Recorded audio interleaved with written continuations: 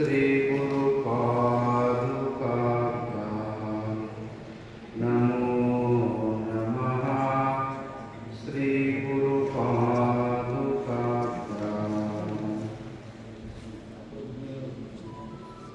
ಎಲ್ಲ ದೈವಕ್ಕೆ ನಿಮ್ಮ ಮೆಲ್ಲಡೆ ಘನವೆಂದು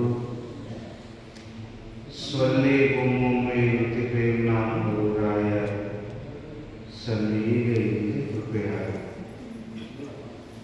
ಪ್ರಾತಸ್ಮರಣೀಯ ಅದ್ವೈತ ಸಾರ್ವಭೌಮ ಸಾಧು ಚಕ್ರವರ್ತಿ ಜಗದ್ಗುರು ಜಗದ್ವಂದ್ಯ ಭಕ್ತರ ಕಾಮಧೇನು ಪರಶಿವನ ಪರವತಾರಿ ಸರ್ವಮುಖೋದ್ಧಾರಕ ಏನಾರಾಧ್ಯ ದೇವ ಶ್ರೀ ಸಿದ್ಧಾರೂಢರ ಶ್ರೀ ಚರಣಗಳಿಗೆ ನಂತರ ಭಕ್ತಿಯ ಪ್ರಣಾಮಗಳನ್ನು ಸಮರ್ಪಿಸಿ ಕ್ಷೇತ್ರದ ಅಧಿಷ್ಠಾತ್ರ ದೇವತ 12ನೇ ಶತಮಾನದಲ್ಲಿ ಬಸವಾದೇಶ್ವರ ಶರಣರ ವರ್ಗದಲ್ಲಿ ಅನುಭವ ಮಂಟಪದ ಜ್ಞಾನ ಸಿಂಹಾಸನಾಧೀಶರಾದ ಪ್ರಭುದೇವರ ಕರ್ತೃಗದ್ದಿಗೆಗೆ ಅನಂತ ಭಕ್ತಿಯ ಕುಸುಮಗಳನ್ನು ಸಮರ್ಪಿಸಿ ಸಿದ್ಧರ ತತ್ಸ್ವರೂಪರು ವೇದಾಂತ ಭಾವಿಷಯೋತ್ತಮ ವೇದಾಂತ ಆಚಾರ್ಯ ಅನಂತ ಶ್ರೀ ವಿಭೂಷಿತ ಮಂತ್ರಪುರುಷ ಮಹಿಮಾ ಪುರುಷ ಪ್ರಣವ ಸ್ವರೂಪಿಗಳಾದ ಎಲ್ಲ ಸದ್ಗುರು ದೇವರ ಶ್ರೀ ಶರಣರಿಗೆ ಅನಂತ ಭಕ್ತಿಯ ಪ್ರಣಾಮಗಳನ್ನು ಸಮರ್ಪಿಸಿ ಕೃಪಾಮಯಿ ಕರುಣಾಮಯಿ ಜಗಜ್ಜನನಿ ಆದಿಶಕ್ತಿ ಎಲ್ಲ ಗ್ರಾಮದ ಅಧಿಷ್ಠಾತ್ರ ದೇವತೆಯಾದ ಶ್ರೀ ರಾಜರಾಜೇಶ್ವರಿಯ ಶ್ರೀ ಚರಣಗಳಿಗೆ ಅನಂತ ಭಕ್ತಿಯ ಪ್ರಣಾಮಗಳನ್ನು ಸಮರ್ಪಿಸಿ ಈ ಜ್ಞಾನ ವೇದಿಕೆಯ ಮೇಲೆ ತಮ್ಮ ದಿವ್ಯ ಸಾನ್ನಿಧ್ಯ ಸ್ಥಾನವನ್ನು ಅಲಂಕರಿಸಿಕೊಂಡು ನಮ್ಮೆಲ್ಲರಿಗೆ ತಮ್ಮ ಅನುಪಮವಾದ ದರ್ಶನ ಆಶ್ರಯವಾದ ಉಪದೇಶಾಮೃತವನ್ನು ಕರುಣಿಸಲಿರುವ ಪರಮಪೂಜ್ಯ ಸ್ತೋತ್ರೀಯ ಬ್ರಹ್ಮನಿಷ್ಠ ಮಾತೋಶ್ರೀಯವರ ಶ್ರೀ ಚರಣಗಳಿಗೆ ಅನಂತ ಭಕ್ತಿಯ ಪ್ರಣಾಮಗಳನ್ನು ಸಮರ್ಪಿಸಿ 84 ಲಕ್ಷ ಜೀವರಾಶಿಗಳಲ್ಲಿ ಶ್ರೇಷ್ಠವಾದ ಈ ಮಾನವ ಜನ್ಮವನ್ನು ಗುರುಶಾಸ್ತ್ರ ದ್ವಾರ ಸಾರ್ಥಕ ಮಾಡಿಕೊಳ್ಳಬೇಕೆಂಬ ಸದುದ್ದೇಶದಿಂದ ಆಗಮಿಸಿದ ತಮ್ಮೆಲ್ಲರ ಪವಿತ್ರವಾದ ಅಂತಃಕರಣಕ್ಕೆ ಸಾಕ್ಷಿಯಾಗಿ ಬೆಳತಕ್ಕಂಥ ಪರಶಿವ ಪರಮಾತ್ಮನಿಗೆ ವಂದಿಸಿ ಶಿವಸ್ವರೂಪಿಗಳೇ ನಿಮ್ಮೆಲ್ಲರಿಗೆ ಶರಣಾರ್ಥಿಗಳು.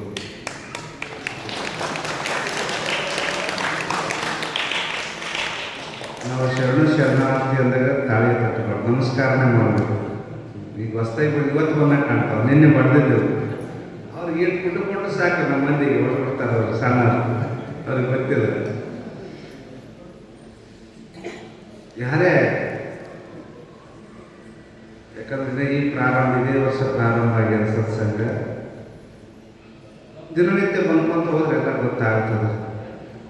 ಯಾವಾಗ ನಾವು ಶರಣ ಯಾರೇ ನಾವಂತಲ್ಲ, ಯಾರೇ ಹೊರಗ ಯಾರೇ ಇದ್ರು ಕೂಡ ಶರಣ ನಮಸ್ಕಾರ ಅಂತಾರೆ. ಅವ್ರು ಹೆಂಗೆ ನಮಸ್ಕಾರ ಮಾಡ್ತಾರೆ ಹಂಗೆ ಮಾಡಿ. 2 ಕೈ ಜೋಡಿಸಿ ನಮಸ್ಕಾರ ಮಾಡ್ರೆ ಕೈ ಜೋಡಿಸಿ ನಮಸ್ಕಾರ ಮಾಡ್ತಾರೆ. ನಮಸ್ಕಾರ ಅವ್ರಿಗೆ ಹಂಗೆ ಮಾಡ್ಬೋದು. ಮತ್ತು ಅವ್ರಿಗೆ ಕೈ ಮಾಡಿದಾಗ ನಾವು ಹಿಂಗೆ ಇರೋದ್ರಿಂದ ರಾಜಕೀಯ ಇರ್ತಾರೆ ನೋಡಿ, ಪ್ರಪಂಚದಾಗ ಇರ್ತಾರೆ. ತಲೆ ಭಾಗವೆಲ್ಲ ಕೈ ಮುಗಿಯೋದಿಲ್ಲ, ಭಾಗ ತಲೆ ಕೈ ಮುಗಿದ ಕೈ ಅದು. ಯಾರು ಯಾವ ಥರ ಇರ್ತಾರೆ, ಎದುರಿದ್ದರೆ ಯಾವ ಥರ ಇರ್ತಾರೆ ಆ ಥರ ನಾವು ಜೀವನ ಮಾಡಬೇಕಾಗ್ತದೆ. ಪ್ರಪಂಚ ಈಗ ಇರಲಿ. ವಿಶ್ವಶಾಂತಿಗಾಗಿ ಹಮ್ಮಿಕೊಳ್ಳಲಾದ ಈ 2ನೇ ವರ್ಷದ ವೇದಾಂತ ಸಮ್ಮೇಳನದಲ್ಲಿ ಚಿಂತನೆಗಾಗಿ ಇಟ್ಟುಕೊಂಡಂಥ ವಿಷಯ ಅಕಾರಣ ಕರುಣಾಶಾಲಿಗಳು ಕನ್ನಡದ ಮನುಷ್ಯಗಳ ಕಲ್ಯಾಣಾರ್ಥವಾಗಿ ಧರೆಗೆ ಅವತರಿಸಿದ ನಿಜವನರೆದ ಶ್ರೀಮನ್ ನಿಜಗುಣ ಶಿವಯೋಗಿಗಳಿಂದ ವಿರಚಿತವಾದ ಕೈವಲ್ಯ ಪದ್ಧತಿ ಎಂಬ ಗ್ರಂಥದ ಶಿವಕಾರುಣ್ಯ ಸ್ಥಳದ 4ನೇ ಪದ್ಯದ ಪಲ್ಲವಿಯನ್ನು ಚಿಂತನೆ ಮಾಡ್ತಾ ಇದ್ದಾರೆ. ನಿಜಗುಣ ಶಿವಯೋಗಿಗಳು ಈ 4ನೇ ಪದ್ಯದಲ್ಲಿ ಸಾಧನೆ ಒಳಗನೆ ಅತ್ಯಂತ ಸರಳವಾದಂಥ ಸಾಧನೆಯನ್ನು ನಮಗೂ ತಿಳಿಸ್ತಾ ಇದ್ದಾರೆ. ಯಾಕಂದ್ರೆ ನಾವೆಲ್ಲರೂ ಸಾಧಕರೇ. ನಾವು ತಿಳ್ಕೊಂಡ್ವಿ, ಯಾರು ಮನೆ ಬಿಡ್ತಾರ, ಯಾರು ಗುರುಗಳ ಆಶ್ರಮದಾಗಿರ್ತಾರ, ಯಾರು ಬಿಳಿ ಬಟ್ಟೆ ಧರಿಸ್ಕೊಂಡಿರ್ತಾರ, ಸಹಜವಾಗಿ ನಾವು ಅವ್ರಿಗೇನಂತ ಸಾಧಕರು ಅಂತ ಕರೀತೀವಿ. ಅವರಿಗೆ ಸಾಧಕರು, ಸಾಧನೆ ಮಾಡೋರಿಗೆ ಸಾಧಕರು. ಬಟ್ಟೆ ಉಟ್ಕೊಂಡವ್ರಿಗೆ ಸಾಧಕರು ಅಂತಾರೆ. ಯಾರು ಸಾಧನೆ ಮಾಡ್ತಾರ ಅವರಿಗೆ ಸಾಧಕರು. ಆ ಸಾಧನೆ ಮಾಡ್ಬೇಕಾದ್ರೆ ಮನದಾಗ ಇರ್ಬೇಕಂತ ಏನಿಲ್ಲ, ಬಿಳಿ ಬಟ್ಟೆ ಹಾಕೋಬೇಕಂತ ಏನಿಲ್ಲ, ಕಾವಿ ಬಟ್ಟೆ ಹಾಕೋಬೇಕಂತಲೂ ಏನಿಲ್ಲ, ಮನೆ ಬಿಡ್ಬೇಕಂತಲೂ ಏನಿಲ್ಲ. ಸಾಧನೆ ಮಾಡಕ್ಕೆ ಎಲ್ಲಾದ್ರೆ ಸಾಧನೆ ಮಾಡ. ಅದಕ್ಕೆ ನಾವೆಲ್ಲರೂ ಸಾಧಕರೇ. ಯಾಕೆ ಹೇಳ್ತೀವಿ ನಾವೇನು ಸಾಧಕರೇ ಅಂತಂದ್ರೆ ನಾವೆಲ್ಲರೂ ಸಾಧನೆ ಮಾಡ್ತಾ ಇದ್ದೀವಿ. ನೀವು ಸಾಧನೆ ಮಾಡಕತ್ತಿರಲಿಲ್ಲ. ಸಾಧನೆ ಬೆಳಗ್ಗೆ ಎದ್ದಾಗಿದ್ದ ಹೇಳೋದು ನಿತ್ಯತ್ವಪರ್ಯಂತರವಾಗಿ ಪ್ರಯತ್ನ ಮಾಡ್ತೀರಾ? ಇಲ್ಲ, ಪ್ರಯತ್ನ ಮಾಡಿ. ಎಷ್ಟು ಕೈ ಕಟ್ಟಿ ಮುಚ್ಕೊಂಡು ಮಕ್ಕೊಂಡಿರಿ ಮುಂಜಿನ ಸಾಯಂಕಾಲ. ಪ್ರಯತ್ನ ಮಾಡ್ತಾ ಇದ್ದೀವಿ. ಪ್ರಯತ್ನ ಮಾಡೋರಿಗೆ ಸಾಧಕ. ಆದ್ರೆ ಗುರಿ ಬೇರೆ ಇರ್ಬೋದು, ಉದ್ದೇಶ ಬೇರೆ ಇರ್ಬೋದು. ಹೌದು, ಈಗ ನಾವು ಬಹಳ ಶ್ರೀಮಂತರಾಗಬೇಕು ಅಂತ ತಿಳ್ಕೊಂಡು ಆ ಸಂಗ್ರಹಕ್ಕೋಸ್ಕರವಾಗಿ, ಹಣದ ಸಂಗ್ರಹಕ್ಕೋಸ್ಕರವಾಗಿ ಪ್ರಯತ್ನ ಮಾಡಿ ಅವ್ರು ಅದಕ್ಕೆ ಸಾಧಕ. ಯಾರ್ಯಾರು ಯಾವುದೋ ಒಂದು ಗುರಿ ಇಟ್ಕೊಂಡಿರ್ತಾರೆ. ಆ ಗುರಿಯನ್ನು ಇಟ್ಕೊಂಡು ಅದಕ್ಕೆ ಮುಟ್ಟಬೇಕು, ಆ ಗುರಿ ಮುಟ್ಟಬೇಕು ಅಂತ ಪ್ರಯತ್ನ ಮಾಡ್ತಾ ಇದ್ದಾರೆ. ನಮ್ಮೆಲ್ಲರ ಗುರಿ ಒಂದೇ ಅಲ್ಲ. ನೀವು ಪ್ರತಿ ಹುಣ್ಣಿಮೆ ಮಧ್ಯಾಹ್ನ ಇಲ್ಲಿ ಸತ್ಸಂಗ ನಡೀತದೆ. ಪ್ರತಿ ಹುಣ್ಣಿಮೆ ಪ್ರತಿಪಾದ ಅಂತೀವಿ. ಹುಣ್ಣಿಮೆ ಆದ ಮಧ್ಯಾಹ್ನ ಪ್ರತಿಪಾದ ಸತ್ಸಂಗ ಅವ್ರು ಹೇಳಿದ ಏನಂದ್ರೆ ಎಲ್ಲರೂ ಒಂದು ಉದ್ದೇಶ, ಎಲ್ಲರಿಗೂ ಒಂದು ಗುರಿಯ.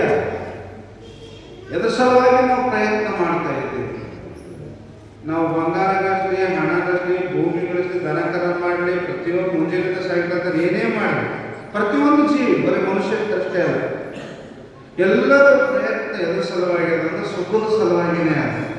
ದುಃಖ ಬೇಕು ಅಂತ ಯಾರು ಪ್ರಯತ್ನ ಮಾಡಲ್ಲ. ಯಾರ ಪ್ರಯತ್ನ ಮಾಡ್ತಾರೆ ದುಃಖ ಬೇಕು ಅಂತ? ಎಲ್ಲರೂ ಸುಖನೇ ಬೇಕು ಅಂತ ಪ್ರಯತ್ನ ಮಾಡ್ತಾರೆ. ಸುಖಕ್ಕಾಗಿ ಪ್ರಯತ್ನ ಮಾಡ್ತೀವಿ. ಸುಖ ಅನುಭವಿಸ್ಬೇಕಂತಾನೆ ಎಲ್ಲರೂ ಪ್ರಯತ್ನ ಮಾಡ್ತೀವಿ. ಹೌದಿಲ್ಲ? ಅದು ಎಂಥ ಸುಖ ಬಯಸಿ ಗೊತ್ತಾರೆ? ನಾವು ಭಾಳ ಸುಖ ಬಯಸಿದ್ವಿ. ಸಾಕೆನಿಸದ ಸಭೆಯದ ಬೇವೊಂದು ಬೇಕೆನಿಸದ ಅದು ಹೇಳ್ತಾರೆ. ಎಂಥ ಸುಖ ಜೀವಾತ್ಮ ಬಯಸ್ತದ, ಈ ದೇಹದಲ್ಲಿರ್ತಕ್ಕಂಥ ಜೀವ ಎಂಥ ಸುಖವನ್ನು ಬಯಸ್ತದ ಅಂದ್ರೆ ಬಂದಂಥ ಸುಖ ಎಂದೂ ಕೂಡ ನನ್ನ ಕೈ ಬಿಟ್ಟು ಹೋಗಬಾರ್ದು. ಇದೇ ಪ್ರಯತ್ನ, ಇದೆಲ್ಲ ಪ್ರಯತ್ನ. ಶ್ರೀಮಂತಿಕೆ ಬಂದದಲ್ಲ, ಬಂದದ ಶ್ರೀಮಂತಿಕೆ ಒಂದು 10 ವರ್ಷದಲ್ಲಿ 11ನೇ ವರ್ಷಕ್ಕೆ ಹೋಗಿ ಮತ್ತೆ ಬಡತನ ಬರಲಿ ಅಂತ ಯಾರು ಪ್ರಯತ್ನ ಮಾಡ್ತಾರೆ? ಏನು ಬಯಕದ? ನಾನು ಇರ್ತಾನ, ನಮ್ಮ ಮಕ್ಕಳ ಕಾಲಕ್ಕೆ, ನಮ್ಮ ಮೊಮ್ಮಕ್ಕಳ ಕಾಲಕ್ಕೆ ಹಿಂಗೆ ಇರ್ಬೇಕಾದ್ರೆ ಶ್ರೀಮಂತಿಕೆ ಅಂತ ಎಲ್ಲರೂ ಪ್ರಯತ್ನ ಮಾಡ್ತಾರೆ. ಅದಿರೋದು ಬಿಡೋದು ಮುಂದಿನ ಮಾತು, ಅವ್ರ ದೈವ. ಆದ್ರೆ ನಮ್ಮ ಬಯಕೆ ಮಾತ್ರ ಹಂಗೆ ಇರ್ತದೆ.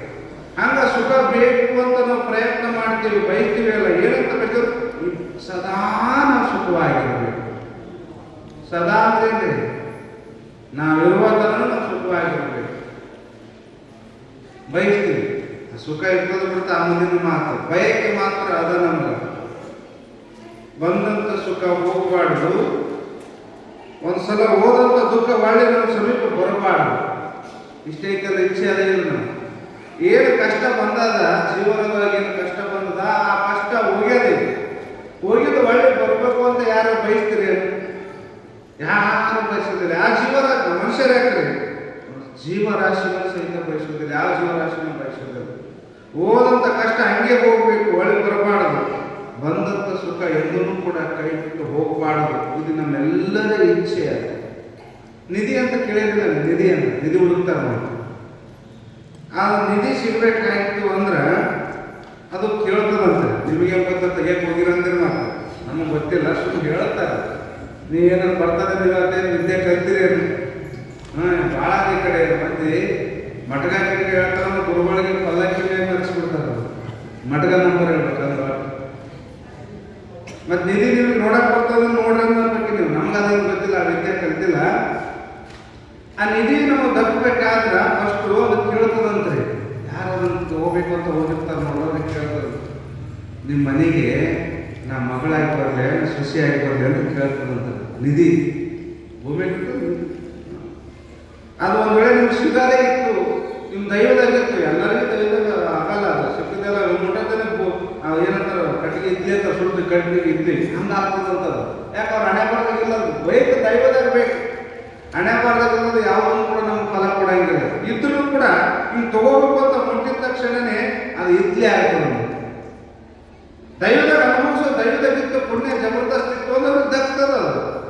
ಅದು ಬರುವಾಗ ದೈವದಾಗಿತ್ತು ಅಂದ್ರೆ ಕೇಳ್ತದಂತೆ, ನಿಮ್ಮ ಮನೆಗೆ ನಾನು ಸೊಸೆಯಾಗಿ ಬರಲು ಏನು ಮಗಳಾಗಿ ಬರಲು ಅಂತ ಕೇಳ್ತದೆ. ನೀವೇನಂತೀರಿ? ನಿಮ್ಮ ಅಭಿಪ್ರಾಯ ನಿಮ್ಗೊಂದು ನಿಧಿ ಸಿಗ್ತದೆ ಅಂತ ತಿಳ್ಕೊ ಅಷ್ಟೇ. ಅದನ್ನೊಂದು ಪ್ರಶ್ನೆ ಮಾಡಕತ್ತೇನೆ ನೀವು. ಏನು ನಿಮ್ಮ ಮನೆಗೆ ನಾನು ಸೊಸೆಯಾಗಿ ಬರಲು ಏನು ಮಗಳಾಗಿ ಬರಲು ಅಂತ ಕೇಳಿದ್ರೆ ಏನಂತ ಹೇಳ್ತೀರಿ? ಹೇಳ್ತೀವಿ ಸ್ವಲ್ಪ ಜೋರ್ಸಿ ಹೇಳ್ತೀವಿ. ಅವ್ರ ಮಗಳನ್ನ ಭಾಳ ಜೀವಿತ ಕೇಳ್ತಾರೆ. ನೀವೇನಂತ? ಸೊಸೆಯಾಗಿ ಬರ್ಬೇಕೆ ಮಗಳಾಗಿ ಬರ್ಬೇಕು?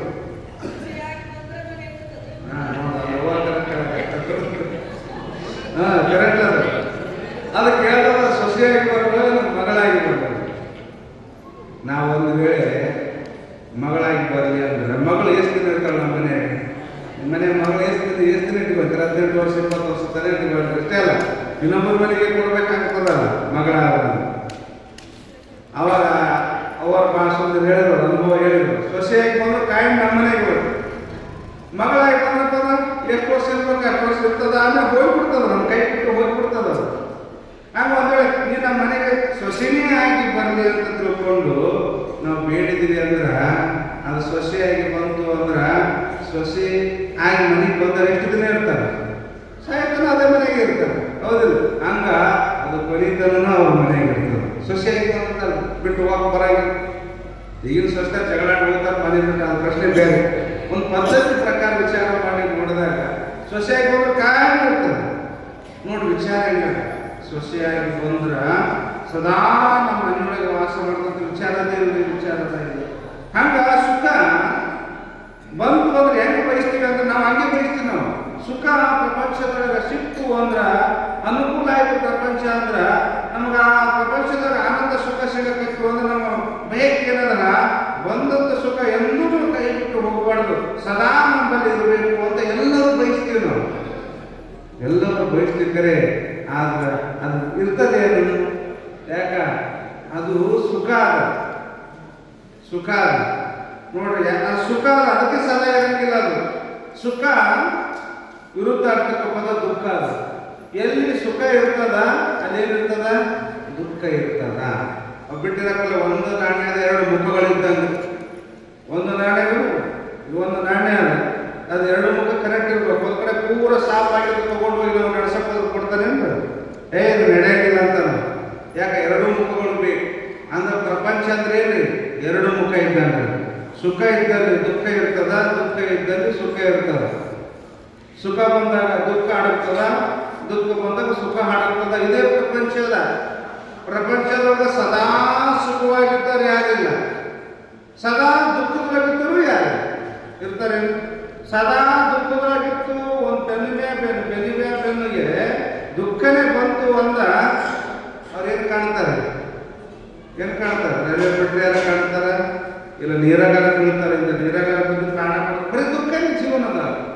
ಬರೀ ದುಃಖ ಇದ್ದರೆ ಮನುಷ್ಯ ತಾಳಕ್ಕಾಗಲ್ಲ, ಬಾಳಕ್ಕಾಗಲ್ಲ, ಜೀವನ ಮಾಡೋಕ್ಕಾಗಲ್ಲ.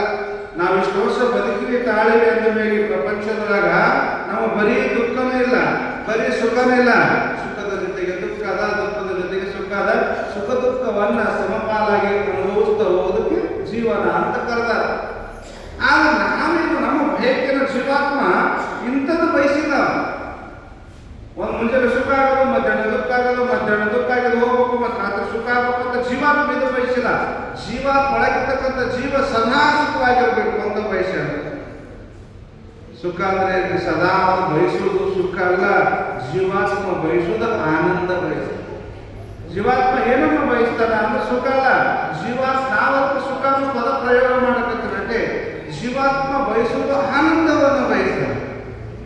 ಎಲ್ಲಿ ಆನಂದ ಅದ, ಆನಂದಕ್ಕೆ ವಿರುದ್ಧಾರ್ಥಕ ಪದ ಐತೆ. ಯಾರು ಶಾಲೆ ಕಲ್ತಾರೆ ಇದ್ದಿರ್ಲಿದ್ರ ಆನಂದ ಅದು ವಿರುದ್ಧಾರ್ಥಕ ಪದ ದುಃಖ ಅಂತಾರೆ. ಅನಾನಂದ ಅನಾನಂದ ಅನಾನಂದರಲ್ಲೂ ಕೂಡ ಅದರ ಆನಂದನ ಪದ ಐತೇನೆ. ಆನಂದ ಎಲ್ಲಿ ಅದ ಅಲ್ಲಿ ಏನಿಲ್ಲ ರೀ, ದುಃಖ ಇಲ್ಲ. ನಿಮ್ಗೆ ಈಗ ಅದು ಗೊತ್ತಾಗಲ್ಲ. ಎಲ್ಲರೂ ನಿದ್ದೆ ಮಾಡ್ತೀರಿ ಇಲ್ಲ, ಮತ್ತೆ ಈಗ ನಿದ್ದೆ ಮಾಡಬೇಡ್ರಿ, ಹೋದ್ಮೇಲೆ ನಿದ್ದೆ ಮಾಡಿ. ಮನೆಗೆ ಹೋದ್ಮೇಲೆ ನಿದ್ದೆ ಎಲ್ಲರೂ ಅನುಭವ ಅದ. ನಿದ್ದೆ ಆರಾಮ್ ಮಾಡ್ತೀವಿ, 6 ಗಂಟೆ 8 ಗಂಟೆ ನಿದ್ದೆ ಮಾಡ್ತೀವಲ್ಲ.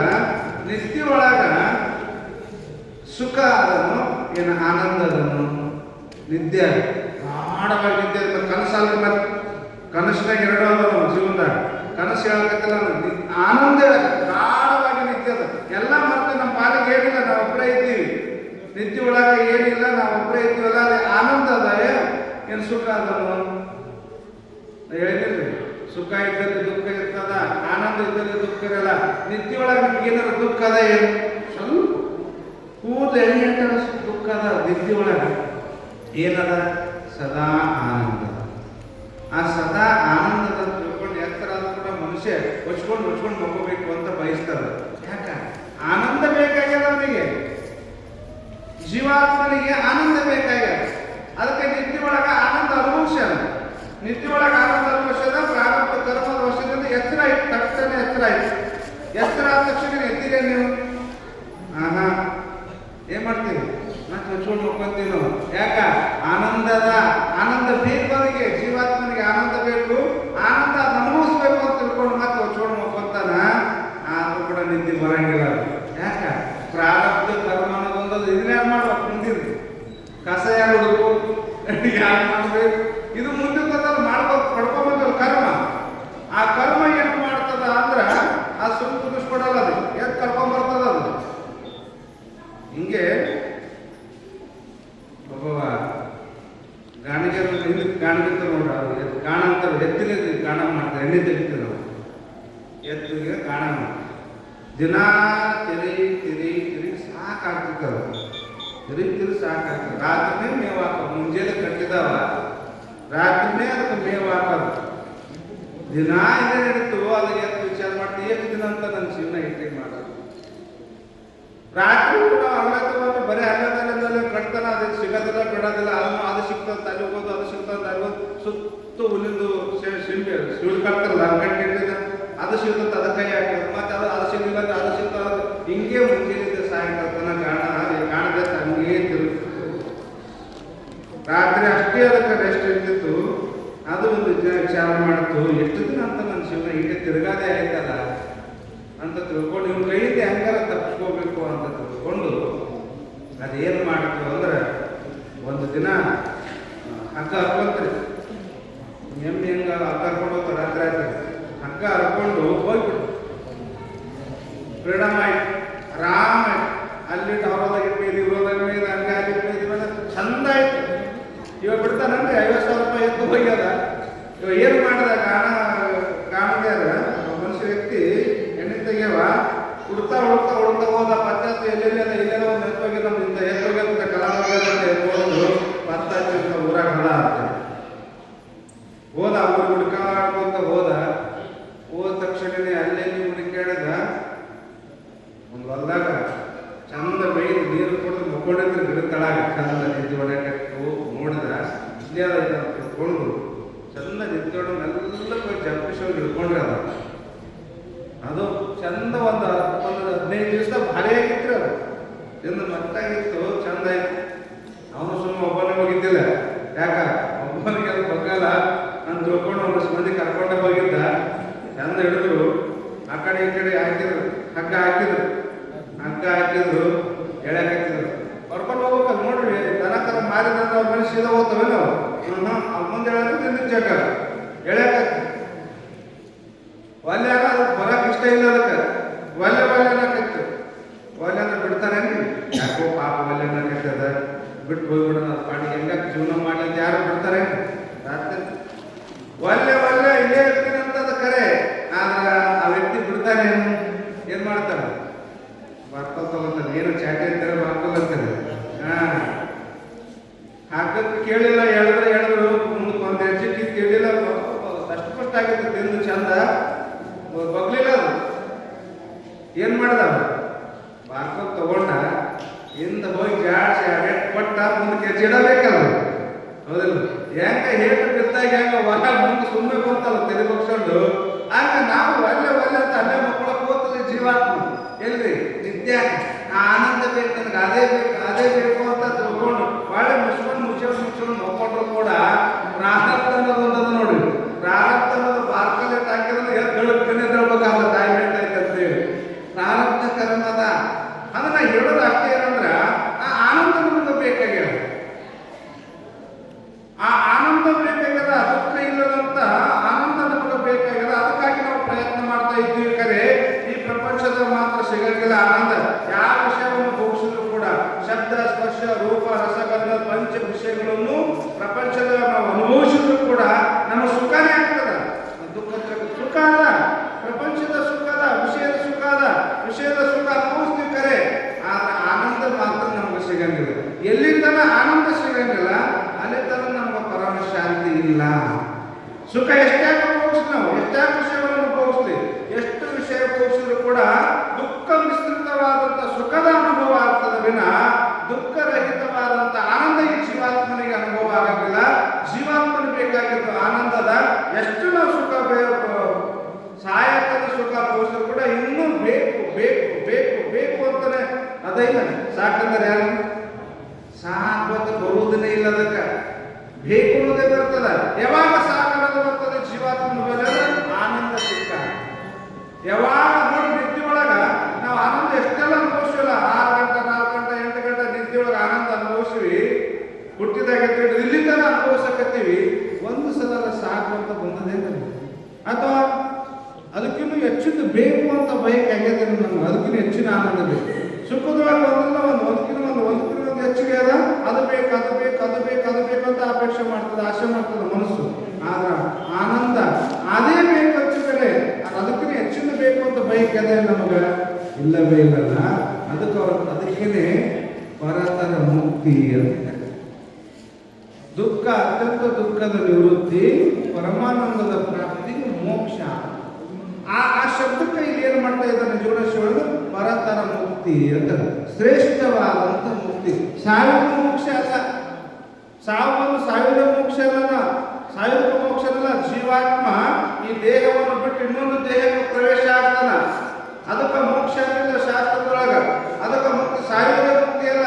ಸತ್ತರೆಲ್ಲ ಮೋಕ್ಷ ಹೊಂದಿದ್ರೆಲ್ಲ ಹುಟ್ಟಬೇಕೆ, ಹೌದು, ಎಲ್ಲವೂ ಸಹಿತ. ಇರುವೆ 4 ಲಕ್ಷ ಜೀವರಾಶಿಗಳು ಸಹಿತ ಸತ್ತದ ಎಲ್ಲರೂ ಮೋಕ್ಷ ಅಂತ ಅಂದ್ವಿ ಅಂದ್ರ, ಸತ್ತರೆಲ್ಲ ಮೋಕ್ಷ, ಸತ್ತದ ಎಲ್ಲ ಜೀವರಾಶಿಗಳ ಮೋಕ್ಷ ಅಂದ್ರ ಮತ್ತೆ ಇದಕ್ಕೆ ಹುಟ್ಟಬೇಕೆ ಯಾರು?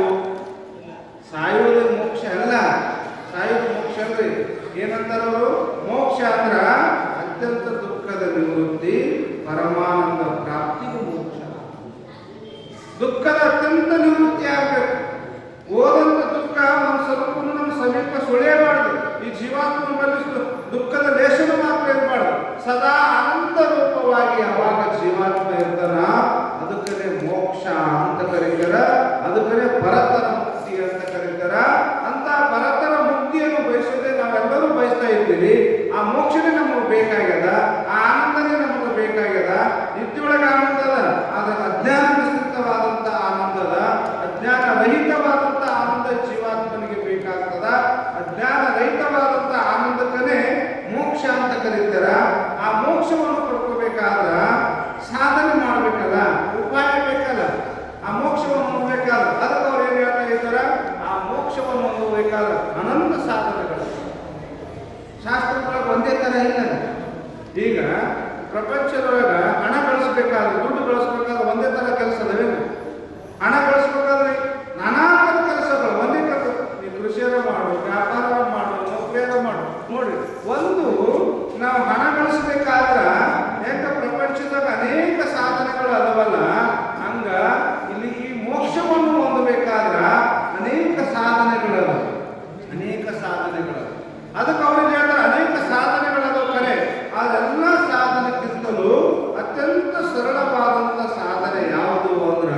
ಅವರಿಗೆ ಇವತ್ತು ಮಾತು ಹೇಳ್ತಾರೆ, ಕಾಯ ಹಿಡಿದ ಆತ್ಮರಾಶಿಗೆ ಪರತರ ಮುಕ್ತಿ ಉಪಾಯವಿದು ನಿಜ ಶಿವ ಮಂತ್ರವನ್ನ.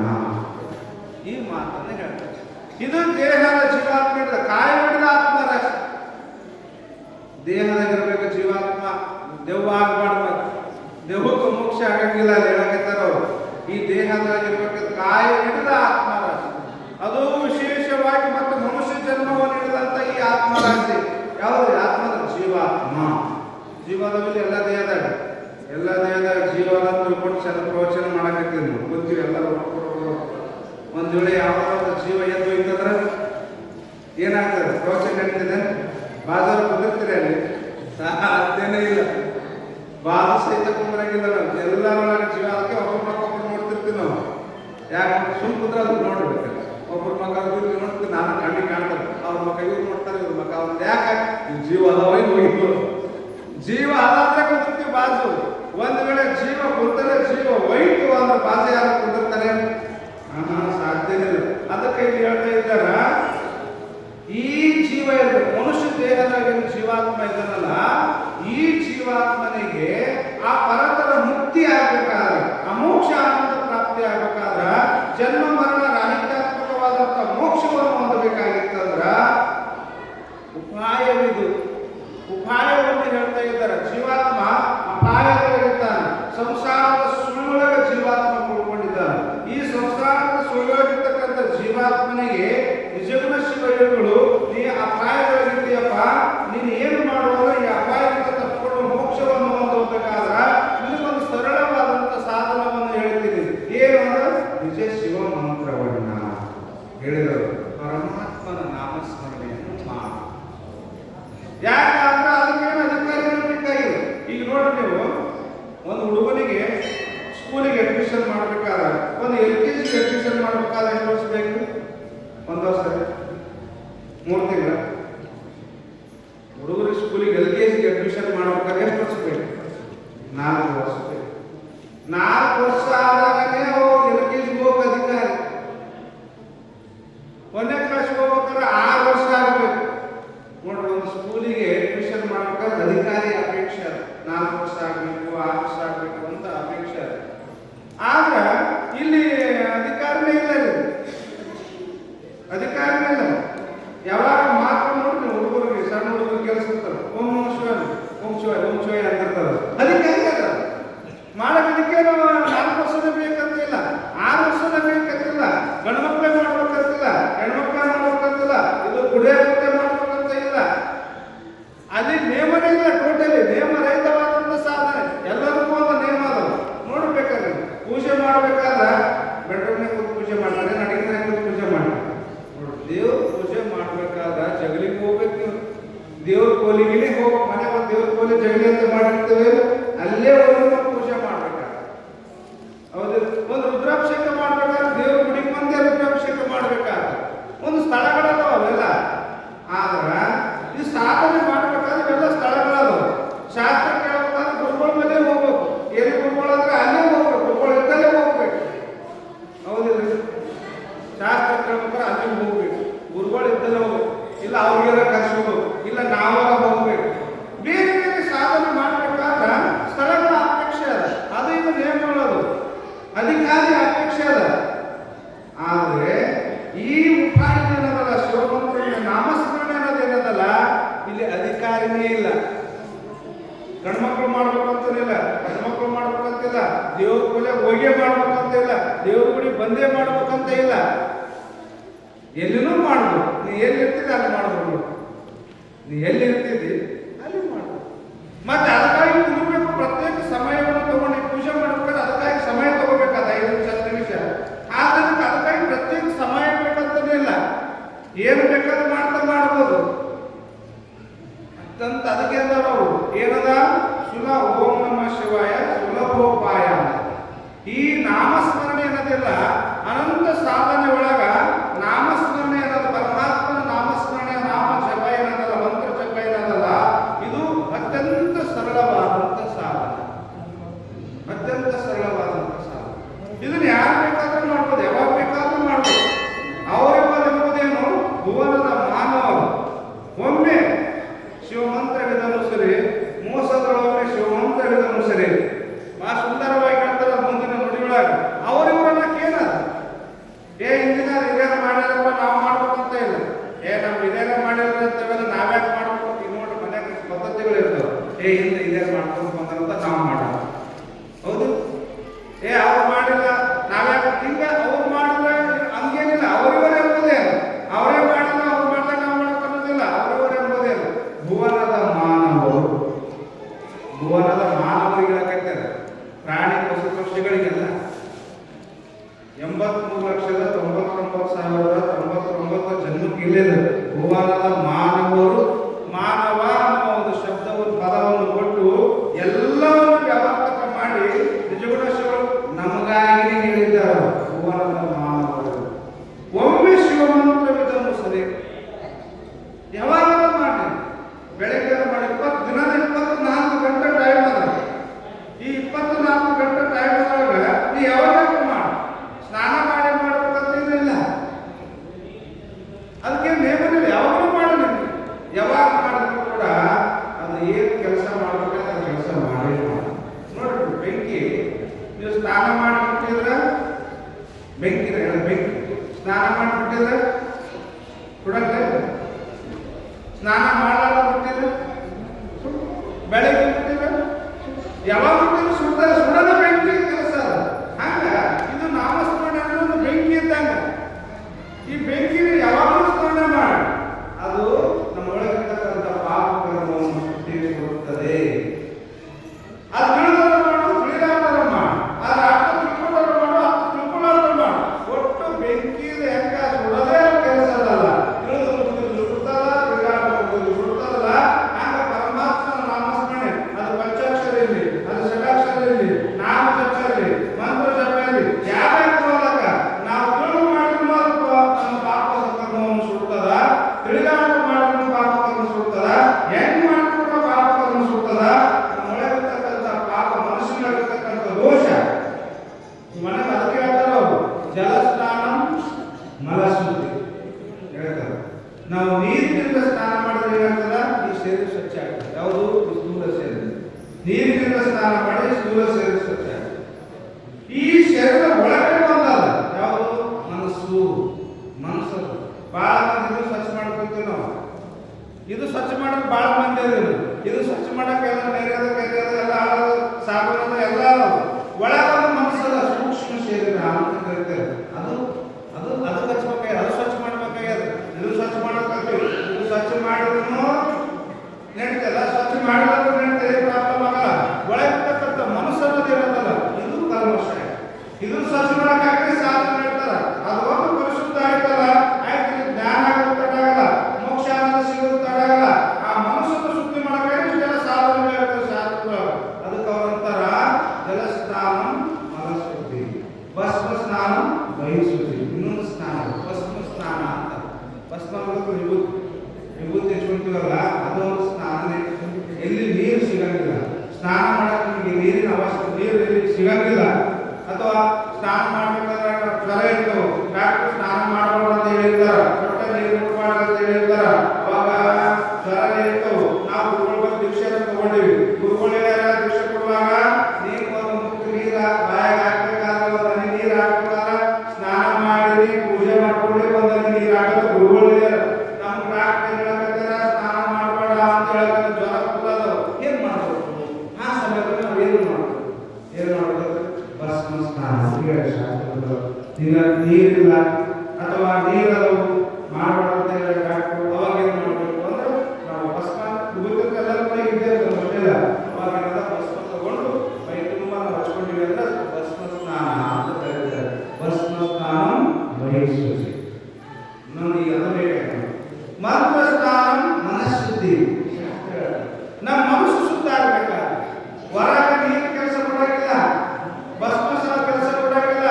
ಮನಸ್ಸು ಶುದ್ಧ ಆಗ್ಬೇಕಾದ್ರೆ ಭಸ್ಮನೂ ನಡೆಯಕ್ಕಿಲ್ಲ, ನಮ್ಮ ನೀರು ನಡೆಯಕ್ಕಿಲ್ಲ. ಮನಸ್ಸು ಶುದ್ಧಿ ಆಗ್ಬೇಕಾದ್ರೆ ಮಂತ್ರ ಸ್ನಾನ ಮನಃಶುದ್ಧಿ. ಪರಮಾತ್ಮನ ನಾಮಸ್ಮರಣೆ ಏನದಲ್ಲ, ಅದು ಪಂಚಾಕ್ಷರ ಇರಲಿ, ಷಡಾಕ್ಷರ ಇರಲಿ, 32 ಅಕ್ಷರ ಪರ್ಯಂತವಾಗಿ ಮಂತ್ರಗಳು. ಆ ಮಂತ್ರ ಯಾವುದೇ ಮಂತ್ರ ಎಲ್ಲ ಗುರುಗಳು ಹೋಗಿರಲ್ಲ, ಗುರುವಂಶಗಳನ್ನ ಕರೆಯೋದು ಬರ್ತದ. ನಾ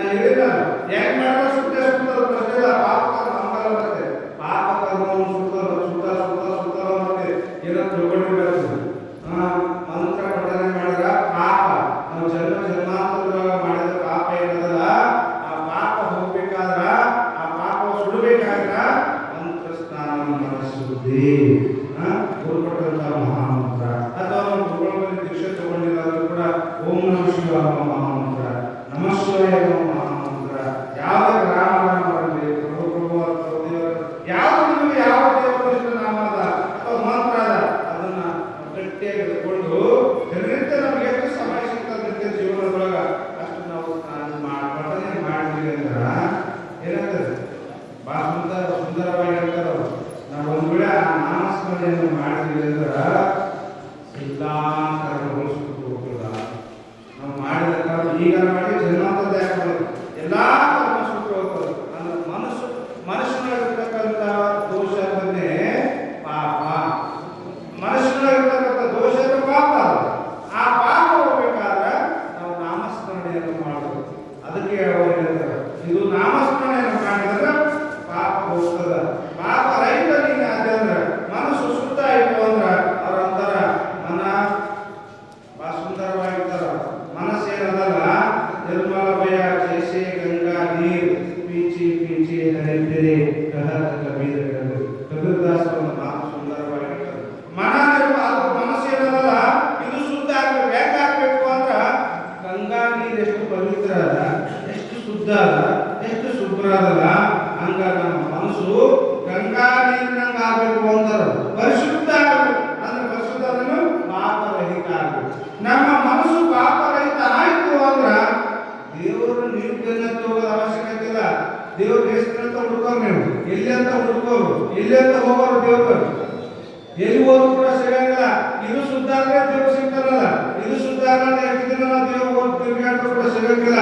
ಅದಕ್ಕೆ ಅವ್ರು ಅಂತಾರ, ನೀನು ದೇವರಂತ ಬೆನ್ನಲ್ಲಿ ಎಷ್ಟು ದಿನ ಅಂತ ಬೆನ್ನಂತ ತಿರುಗ್ತಿದ್ದಿ, ಆದ್ರೆ ಮನಸ್ಸನ್ನು ಪರಿಶುದ್ಧವನ್ನು ಮಾಡ್ಕೋ.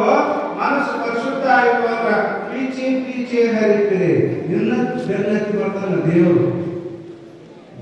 ಅದಕ್ಕೆ ಮಹಾತ್ಮ ಸಂಚಾರ ಮಾಡ್ಯಾರ. ಯಾವಾಗ ಸಂಚಾರ ಮಾಡ್ಯಾರ?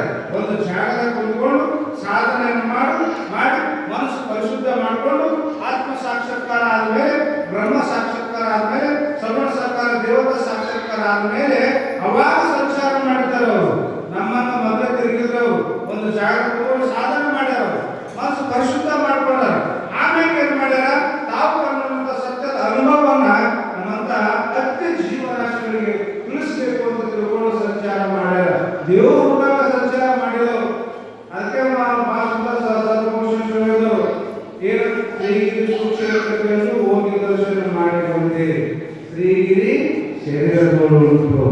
ಅದಕ್ಕೆ ಯೋಗಿ ಜನ ಮರ್ಮ